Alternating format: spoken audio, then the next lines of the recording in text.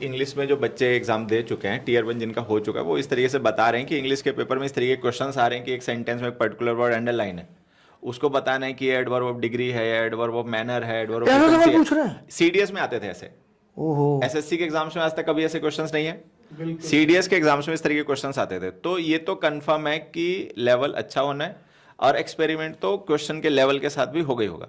Pattern change हुआ तो वो भी चेंज होगा। मैं तो चाहूंगा सर आप एक ऐसे क्वेश्चंस का सीडीएस से उठा के कुछ एक कलेक्शन बना के, या जब अभी की आ जाएगी, की मुझे लगता है 2-4-10 दिन में आ जाएगी एग्जाम के बाद, तो आप एक क्वेश्चन का वीडियो बना के बताएं भी बच्चों को कि अगर आपकी इस लेवल की तैयारी है तभी आप क्वालिफाई कर पाएंगे। फुल स्टेट की वीडियो में मैंने इस बात को स्ट्रेस किया है कि आपको प्रीवियस ईयर के क्वेश्चंस प्रैक्टिस करने, ठीक है, आपने पढ़ लिया, सीख लिया, रिवीजन कर लिया, डाउट्स कंफ्यूजन क्लियर कर लिया, अब आपको क्या करना है, प्रैक्टिस करते रहना है।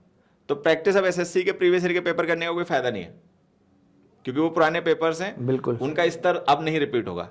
तो सीडीएस के और इंग्लिश में सर क्वेश्चन भी ज्यादा है, एक्सपेरिमेंट सबसे ज्यादा इंग्लिश में ही होने के चांसेस हैं, क्योंकि वहां बच्चा गलती भी करेगा। मैथ्स में आप कितना एक्सपेरिमेंट कर लो, कितना ही मुश्किल पढ़ा लोगे, फिर भी हमने इतना पढ़ा रखा है वो बच्चा कर देगा मैथ्स में। जो ऑन ड्यूटी ऑफिसर है उससे लैंग्वेज एक्सपेक्टेड है, हाँ, रिटर्न स्पोकन में उससे एक्सपेक्टेड है। इसी वजह से मुझे लगता है इंग्लिश को ज्यादा मार्क्स रखे गए, क्योंकि इंग्लिश की नॉलेज जो है ना वो उसको ड्यूटी या उसकी जॉब में उसको सबसे ज्यादा फायदा जरूरत करेगी। पड़ेगी। तो सर 3 महीने में हो सकती है इंग्लिश की पूरी तैयारी जिस लेवल का आप पढ़ाते हो? मैंने एक वो देखा था आपका कि एक दूसरे कमरे में चेयर रखी है, तो आर्टिकल कौन सा होगा और चेयर यहीं पे रखी है, उसी तरीके से पढ़ाने से हो सकता है। अगर आप केवल क्वेश्चंस, शुक्ला सर आप इस बात से जरूर सहमत होंगे, अगर हम बच्चों को केवल क्वेश्चन और आंसर बताते रहें तो आप 6 महीने भी पढ़ा लो तैयारी नहीं होगी। आप बच्चे को मेंटली प्रिपेयर करो कि अगर इनकेस नया क्वेश्चन मिलता है, ठीक है, आपने नहीं पढ़ाया वो क्वेश्चन, नया क्वेश्चन मिलता है, लेकिन बच्चों को अगर आपने समझाया है तो वो अपने आप समझ के कर लेगा आंसर।